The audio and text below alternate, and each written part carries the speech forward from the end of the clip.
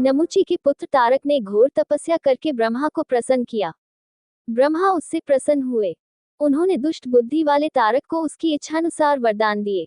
उन्होंने कहा, अपना वरदान चुनो, तुम्हारा कल्याण हो, मैं तुम्हें तुम्हारी सारी इच्छाएं प्रदान करूंगा। ब्रह्मा परमेष्ठी के उन शब्दों को सुनकर उन्होंने एक ऐसा वरदान चुना जिससे सभी लोगों में भय व्याप्त हो गया। यदि आप मुझ पर प्रसन्न हैं, तो मुझे बुढ़ापे और मृत्यु से मुक्ति प्रदान करें और मुझे अजेयता भी प्रदान करें, जैसा कि आप जानते हैं। दुष्ट बुद्धि तारक के ऐसा कहने पर ब्रह्मा जी ने हंसकर ये वचन कहे, तुम अमरता कहाँ से प्राप्त कर सकते हो? ये जान लो कि जो जन्म लेता है उसकी मृत्यु निश्चित है। तब तारक हंसा और बोला, तो फिर मुझे अजेयता प्रदान करो। तब ब्रह्मा ने दैत्य से कहा, हे निष्पाप, शिशु के बिना तुम्हें अजेयता प्रदान की गई है, शिशु ही तुम्हें परास्त कर देगा। तब तारका ने प्रणाम करके ब्रह्मा जी से कहा, हे देवों के देव, अब मैं आपकी कृपा से धन्य और संतुष्ट हूँ। इस प्रकार वरदान प्राप्त कर महाबलशाली असुर तारक ने देवताओं को युद्ध के लिए ललकारा और उनसे युद्ध किया। मुचुकुंद का आश्रय लेकर देवता विजयी हुए। यद्यपि तारका ने बार बार देवताओं पर आक्रमण किया और उन्हें कष्ट पहुंचाया, फिर भी मुचुकुंद की शक्ति से उन्होंने विजय प्राप्त की। हमें क्या करना चाहिए? हम पर लगातार आक्रमण हो रहे हैं और हमें युद्ध में घसीटा जा रहा है। ऐसा सोचकर वासव इंद्र सहित सुर ब्रह्मा के लोक में गए। ब्रह्मा के सामने जाकर उन्होंने इस प्रकार कहा। देवों ने कहा, मधुसूदन बलि के साथ पाताल में रह रहे हैं।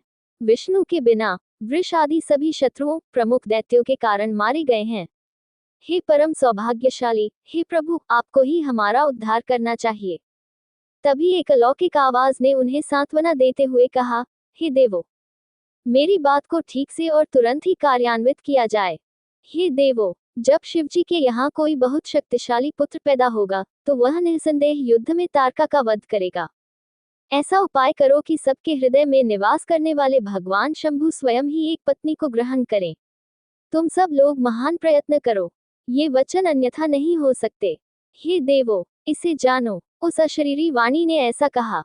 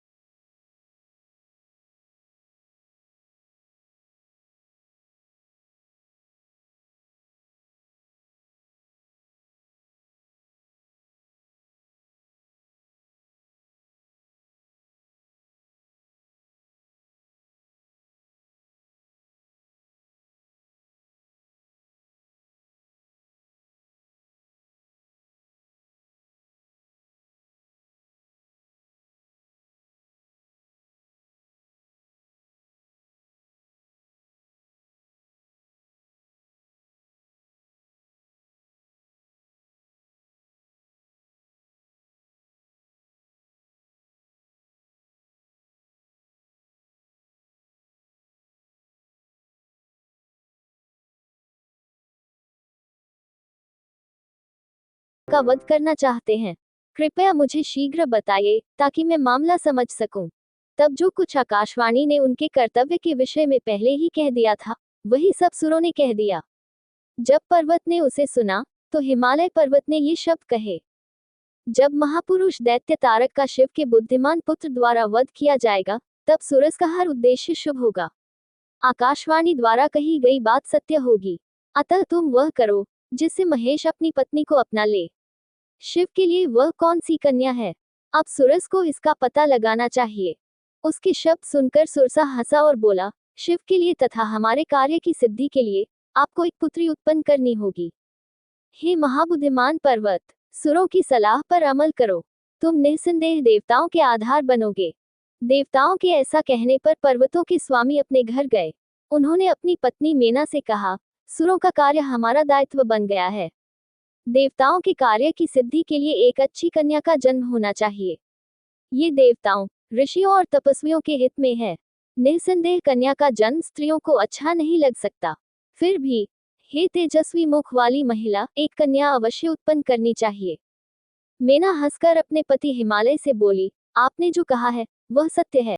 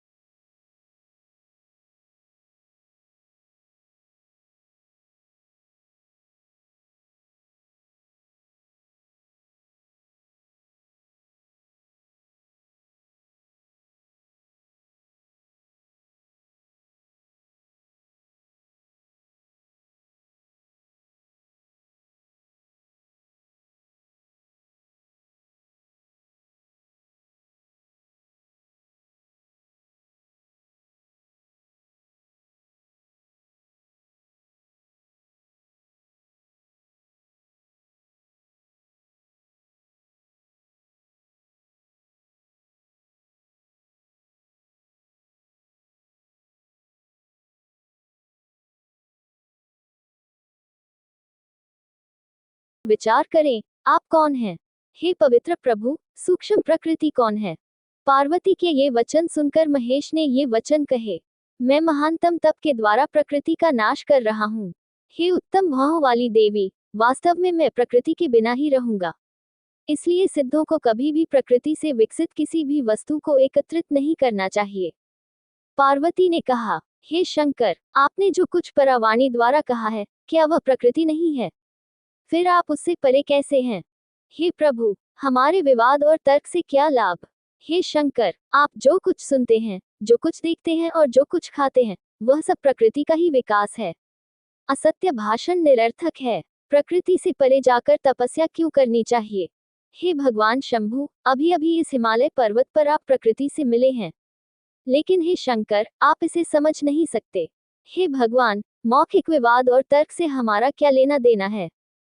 हे शंकर, यदि तुम्हारा ये कथन सत्य है कि तुम प्रकृति से परे हो, तो अब तुम्हें मुझसे डरने की कोई आवश्यकता नहीं है। तब भगवान शंकर ने हंसकर गिरिजा से कहा। महादेव ने कहा, हे उत्तम वाणी वाली गिरिजा, तुम प्रतिदिन मेरी सेवा करो। गिरिजा से ऐसा कहकर महेश ने हिमालय से कहा, मैं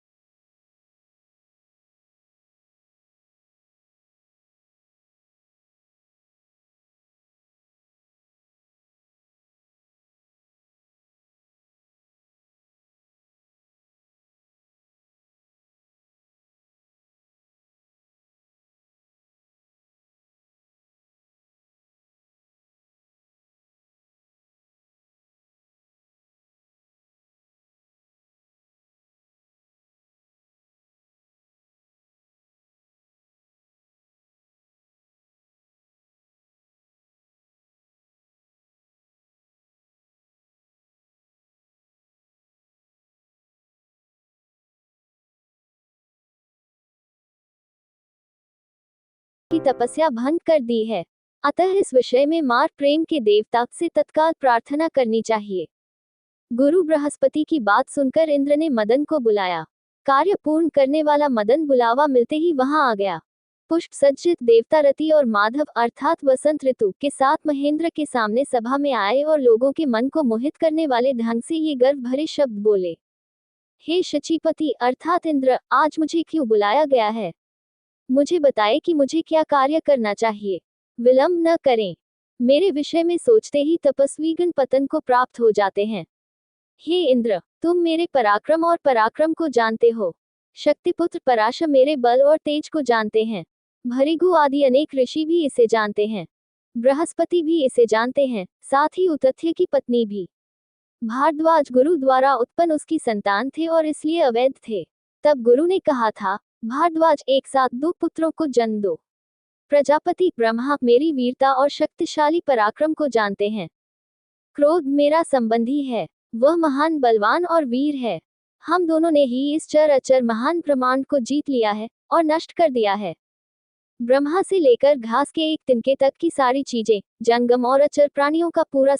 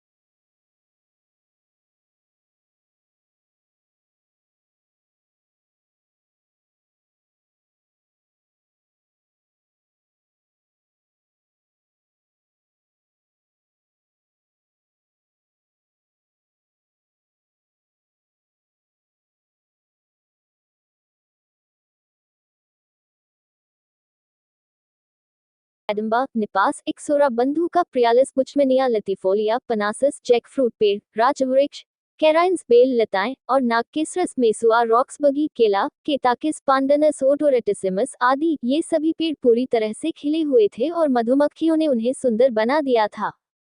मदन के संसर्ग से कल हंस हंसनियों के साथ, नर हाथी हथिनियों के साथ तथा मोर मोरनियों के साथ मदमस्त हो गए। यद्यपि ये सभी शिव के संसर्ग से उत्पन्न गुणों के कारण काम से मुक्त हो गए थे, फिर भी अब वे उत्तेजित हो गए। शालद के पुत्र, अत्यंत तेजस्वी तथा असीम पराक्रमी नंदी ने इस पर विचार किया, ये अचानक ऐसे कैसे हो गए? यह अवश्य ही राक्षसों या देवताओं का काम है। हे ब्राह्मणों, इसी बीच मदन ने अपना धनुष उठाया और उस पर 5 बाण चढ़ाकर देवदारू वृक्ष की छाया में चला गया। उसने शंभू को तपस्या करते देखा। भगवान उत्तम आसन पर बैठे थे। वे समस्त परमेष्ठियों सृजकों के स्वामी थे। उन्होंने अपनी जटाओं में गंगा धारण की हुई थी। उनका कंठ तमाल काली छाल वाला जैंथोकाइमस पिक्टोरियस के समान नीले रंग का था। उनके बाल उलझे हुए थे। उनके शरीर पर अर्धचंद्र आभूषण था। उनके सभी अंगों पर अनेक सर्पों की कुंडलियां बनी हुई थीं। उनके 5 मुख थे। उनकी चाल सिंह के समान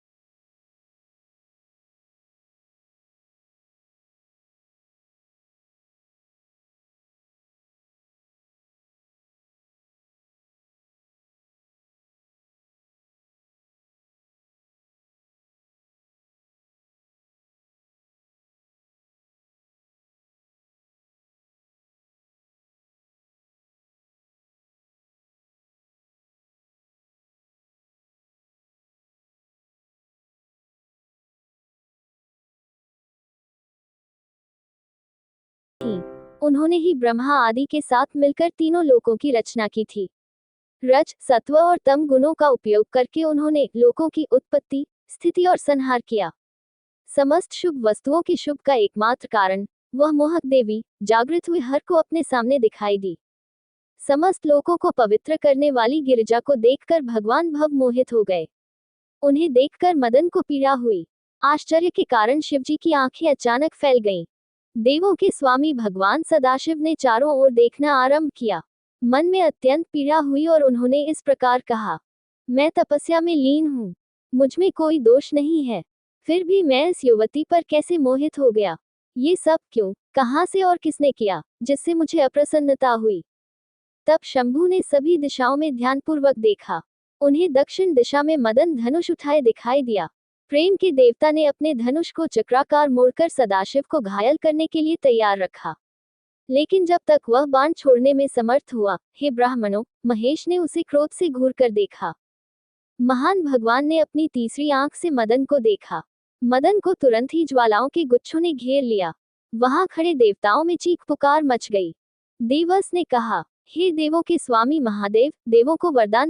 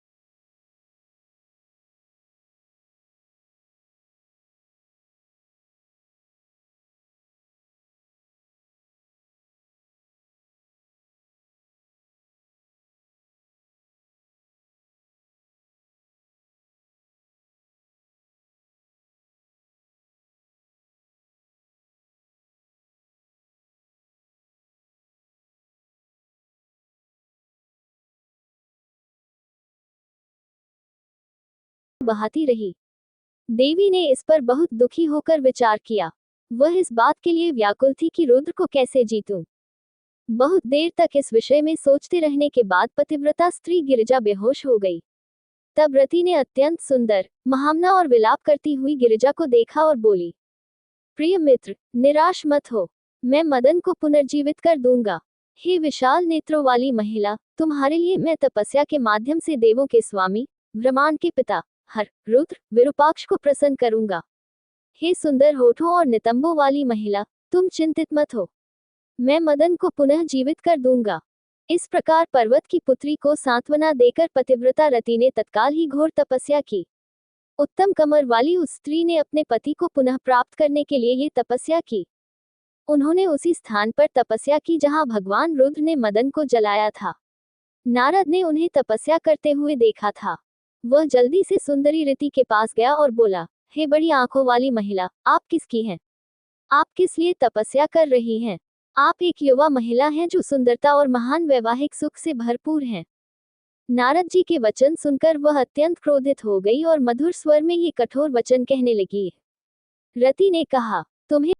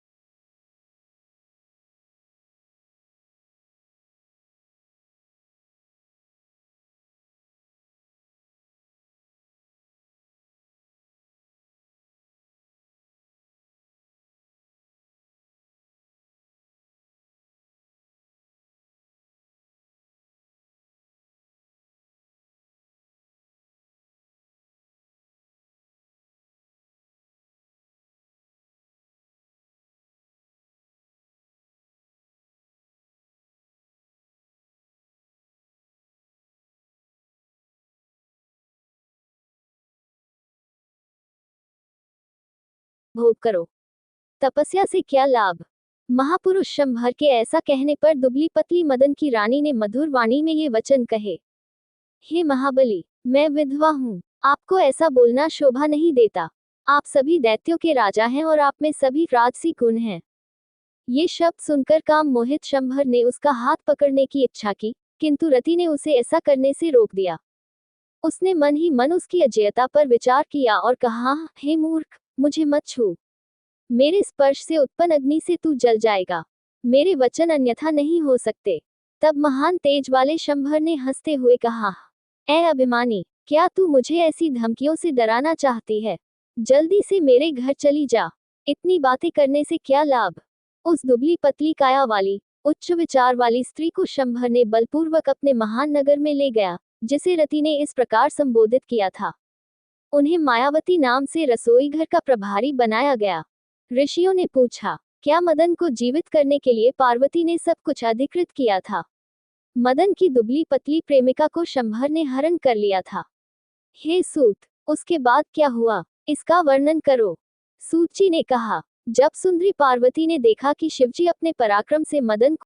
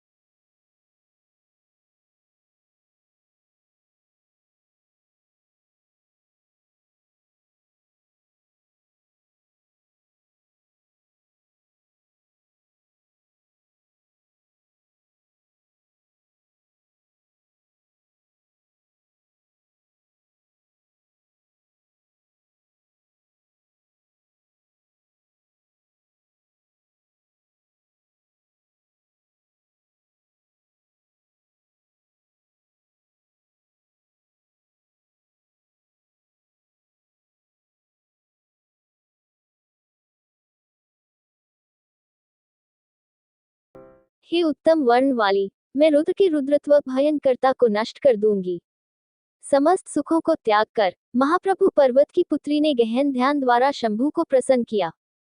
गिरिजा के कई दोस्त उसके साथ शामिल हुए, जैसे जया, विजया, माधवी, सुलोचना, सुश्रुत, श्रुता, शुकी, प्रमलोका, सुभागा, श्यामा, चित्रांगी, चारुणी, स्वधा और कई अन्य जैसे सुंदर महिला देवगर्भा आदि।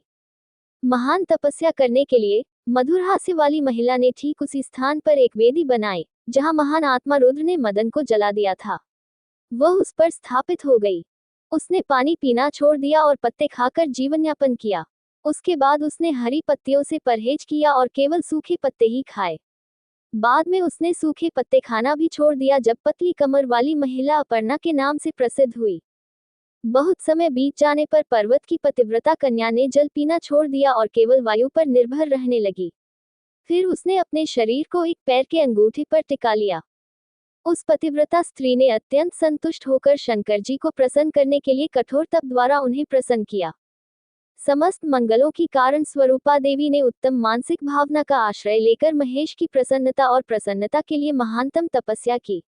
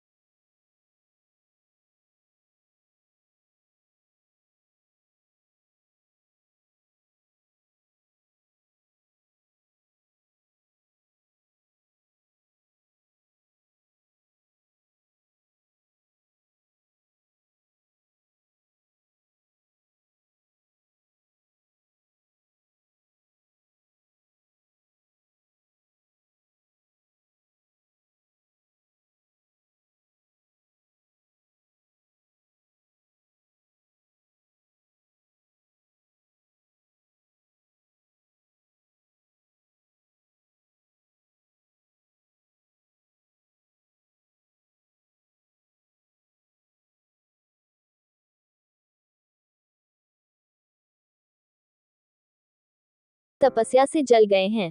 महान भगवान शेष अपने पलंग पर बैठ गए और बोले, मैं तुम सबको साथ लेकर भगवान शिव के पास जाऊंगा। हे सुरस, हम गिरिजा के विषय में महादेव से प्रार्थना करेंगे। वहीं हम कुछ ऐसा करेंगे कि पिनाकधारी देवराज गिरिजा का हाथ पकड़कर उससे विवाह कर लें। अतः हम उस स्थान पर जाएंगे जहां महान भगवान रुद्र विराजमान है, जहां सबसे बड़े मंगलकर्ता अर्थात शिव घोर तपस्या में लीन है। विष्णु के वचन सुनकर सभी सुर और असुरों ने कहा, हम अप्रतिम 3 नेत्रों वाले महान तेज वाले भगवान विरूपाक्ष के पास नहीं जाएंगे। वे हमें उसी प्रकार जला देंगे जैसे उन्होंने पहले अजय मदन को जलाया था। इसमें कोई संदेह नहीं है। महाप्रभु भगवान विष्णु ने हंसकर कहा, तुम सबको डरने की आवश्यकता नहीं है। सदाशिव शुभ के अवतार हैं। वे सभी देवताओं के भय का नाश करने वाले हैं। वे तुम्हें नहीं जलाएंगे। इसलिए हे चतुरों, तुम सब मेरे साथ चलो। मैं उन शंभु की शरण लेता हूँ जो प्राचीन पुरुष है, उत्तम रूप के अधिपति हैं, जो महान से भी महान हैं और तपस्या में लीन हैं। उनका रूप महानतम है और वे महान से भी महान हैं। दोस्तों, अगली वीडियो देखने के लिए आप चैनल सब्सक्राइब जरूर करें और लाइक करें और कमेंट करें। हर हर महादेव।